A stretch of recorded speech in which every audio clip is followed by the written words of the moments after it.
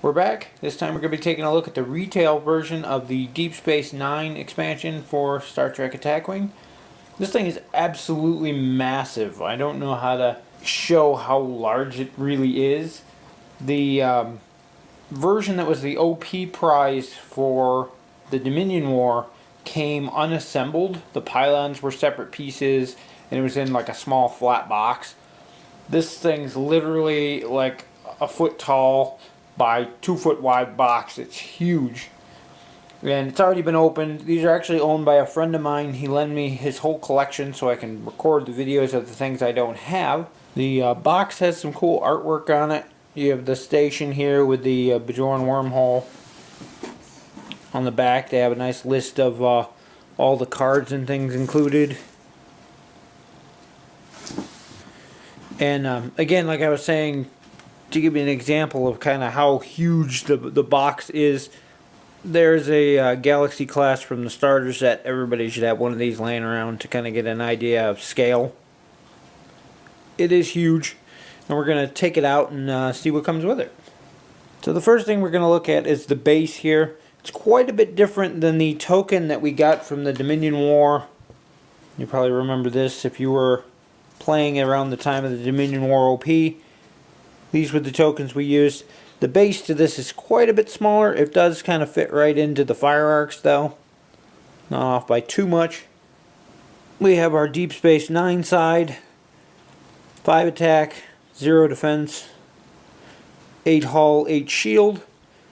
You have target lock, scan, and battle stations. It has Federation and Bajoran faction. And on the flip side, there's Tarak Nor. Has the exact same stats and abilities, and has a Dominion faction. Then we have our actual base, very similar to the one that came with the Borg cube. This came out first, so I guess it's the other way around, but it fits nicely right over top. The station itself has these little holes on the ends of one side. They fit right onto those pegs, and the pegs are actually quite a tight fit to get them in there. And there we can see all assembled.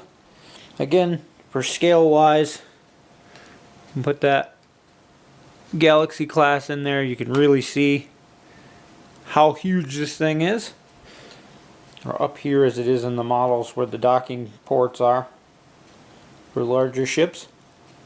So I've had several people ask me this in the forums and things, and I haven't been able to do it because I didn't have a copy here to actually check, but everybody wants to know the exact dimensions of this thing.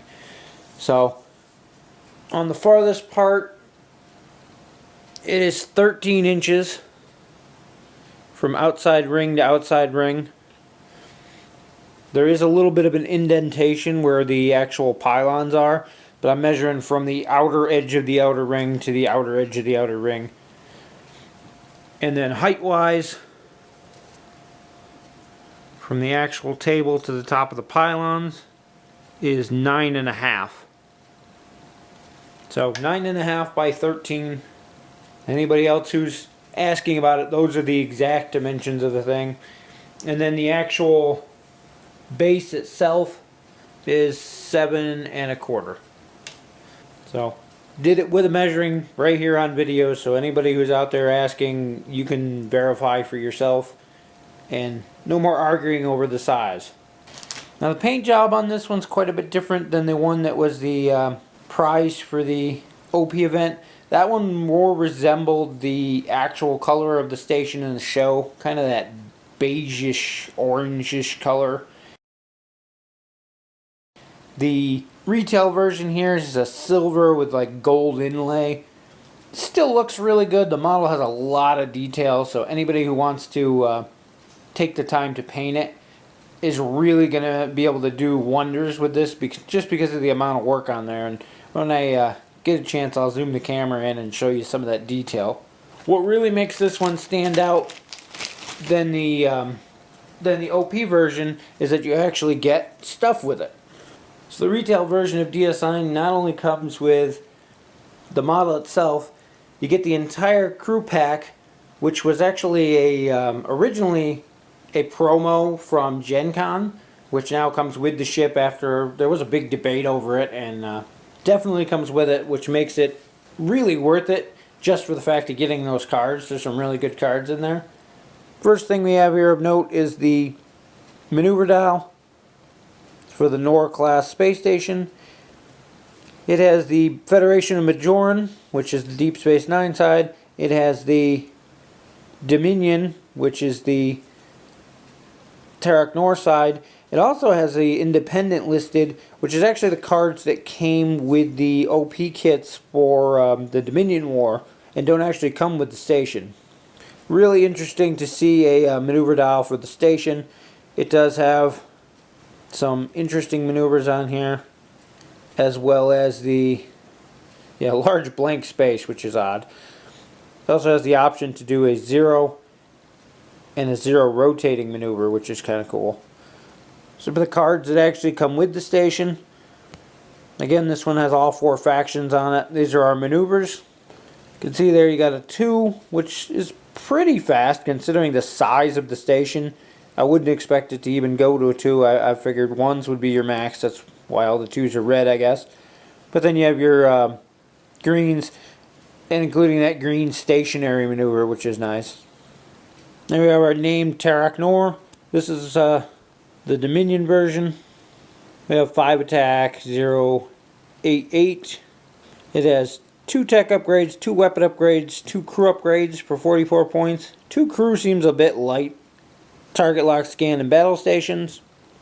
The ability is, instead of making a normal attack with your primary weapon, you can fire in any direction at range 1 to 3 with 4 attack dice. It's worth noting that the station itself actually has 4 fire arcs on it. Each of the pylons has a 90-degree arc that comes off of it, which is labeled on the base down here.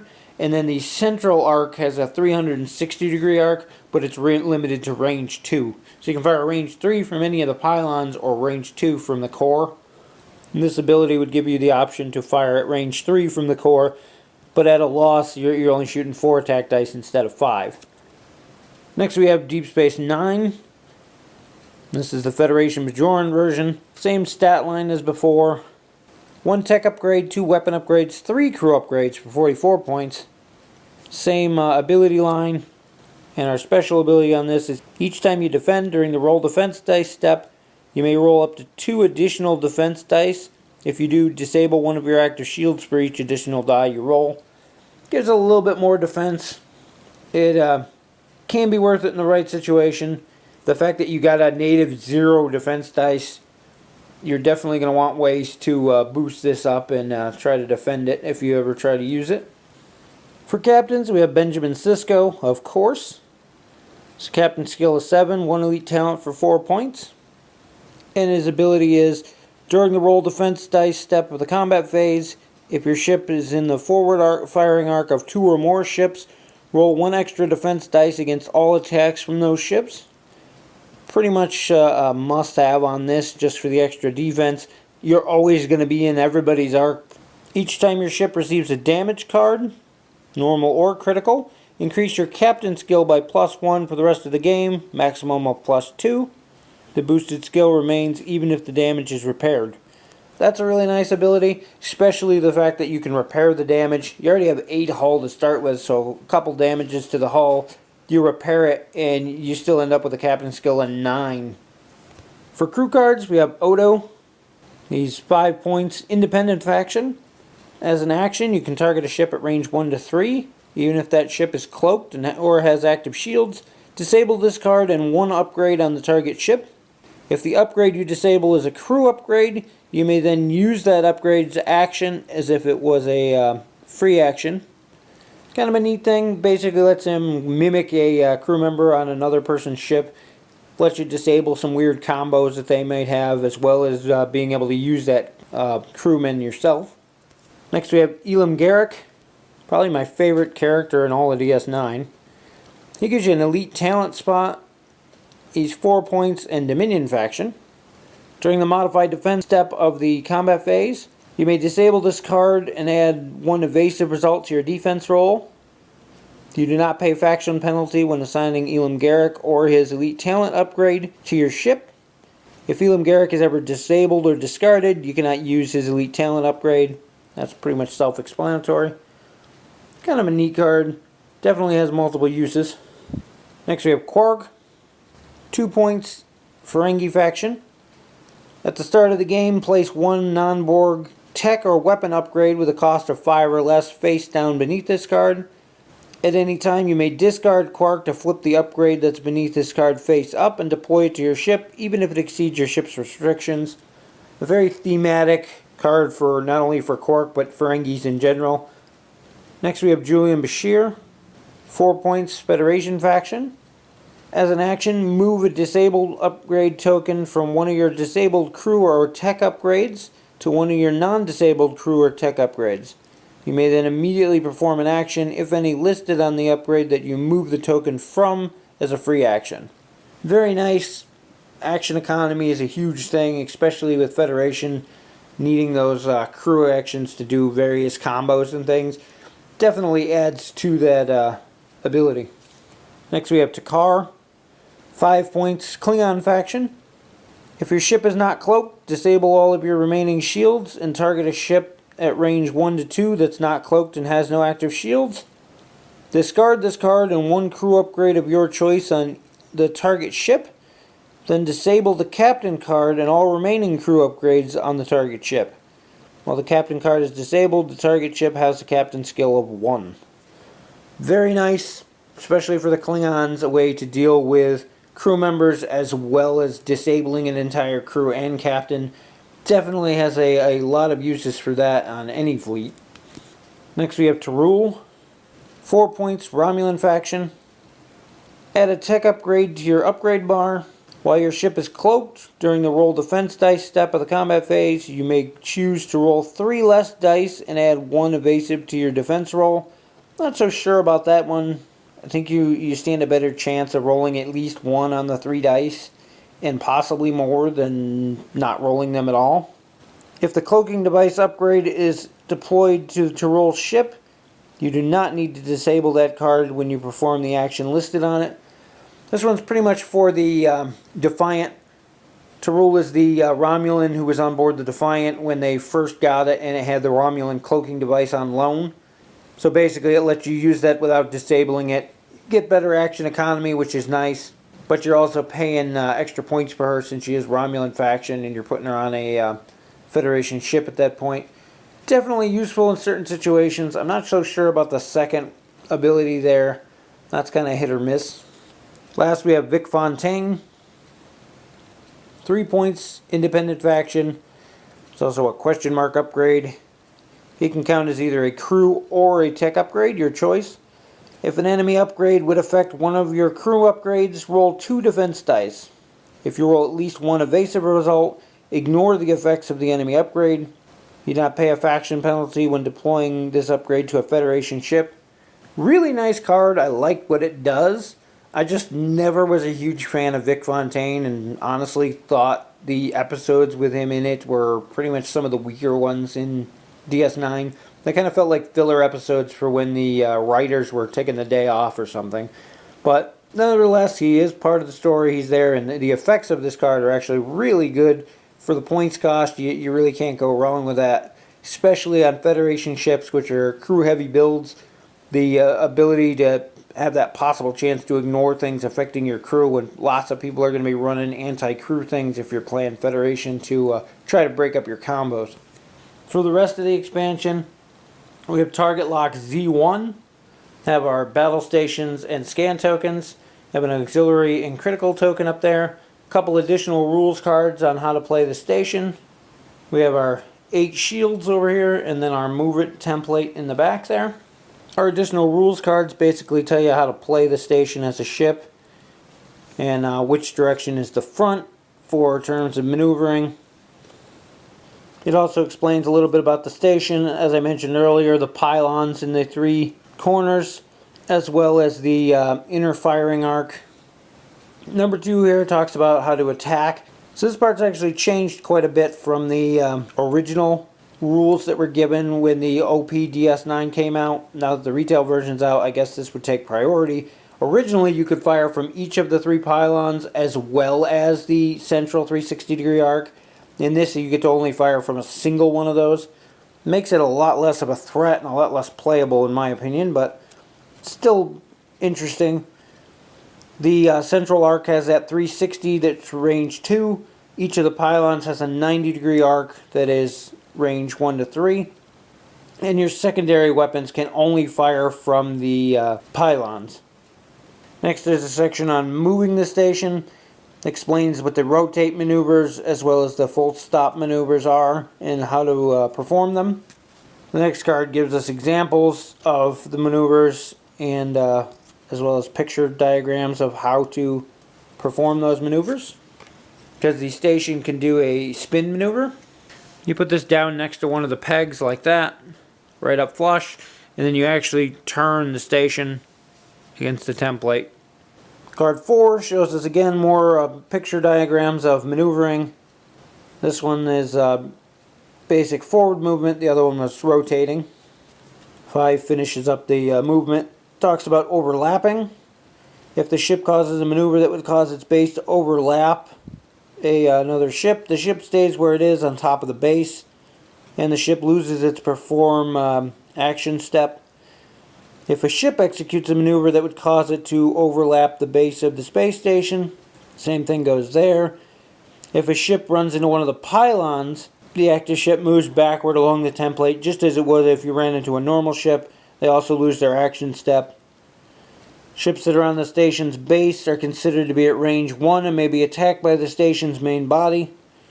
Overlapping ships may attack the station if any of the station's base is within the ship's forward firing arc, or any of its fire arcs, depending on what type of weapon you're using. And then the last one is about moving the marking positions of ships. If there's a ship parked on the base of the station like this, and the station was to move, you basically move this away, and say you put like a 2 backward, you'll move the ship back and leave it there. Move the station however it needs to move, and then you put the 2 forward and put the ship back where it was. Pretty much the same as it ends up being with the Borg cube. And there's a whole explanation on how to do that. Now, on top of everything that comes with the station, if you did participate in the OP event for the Dominion War, they gave out an extra pack of cards. This one has another DS9 named with Federation and Bajoran faction. Stats are the same. Slots are a little bit different. This time we got 3 weapon upgrades, 3 crew upgrades. 44 points is the same. The abilities are the same. The special ability, when firing torpedoes, you do not disable the torpedo. Comes really in handy with the multiple weapon mounts on there. You can really do some damage with this thing. By the old rules, when you could fire with all 3 pylons, you could put 3 torpedoes on there, not disable them, and do some really nasty things, especially with the new resource card that allows you to do multiple target locks. Unfortunately, that's changed, but still doesn't take away from the fact that it's overall a pretty decent ship. And we also have the independent abandoned space station. This will be our normal generic. Stats are the same, -1 shield. You only get 2 weapon upgrades, 2 crew upgrades. It's only 42 points, but you lose that special ability, and again, you're losing that 1 shield. These cards, unfortunately, don't actually come with the station, but anybody who is around at the OP event should have a pair. Most people ended up with an extra copy. I got 2 pairs myself, so I actually gave one to my friend who owns the station here. And definitely easy enough to pick up online if you can find them. People were giving these things away, basically, because without the station, they're kind of useless. And the station comes with cards, so I don't think many people realized they were different. But definitely gives you 4 different options to play the station at various points and different abilities. Trying to find the best way to get in and show some actual detail here. Lots of detail on the outer ring. So the paint isn't the greatest, but the detail in the model is excellent. See the central hub there. The same sort of detail work goes up the pylons. as well as on the landing pads there. And around the underside, if you're handy with paint, I've seen some people do some really cool things with the reactors down there and the thrusters. Definitely a neat model. There's some gaps in the pylons. Nothing you'd notice if you put a little bit of paint on them or took the time to fill it in with any kind of gap filling like green stuff or anything. Overall, the station's a really cool addition to the game.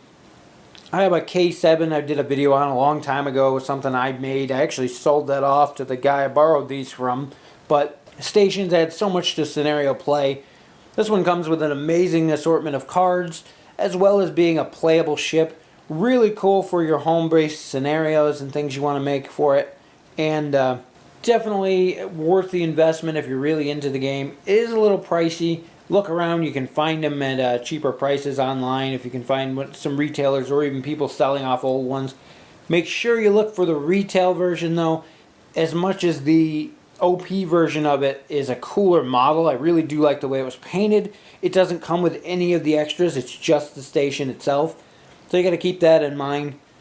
The card pack alone you can buy separate, but since it was a Gen Con promo, it's really expensive in its own right. So you're better off just finding the retail pack that has both in it, then repainting the station later if you wanted to. Anyway, that's pretty much it for this one, and we'll see you in the next video.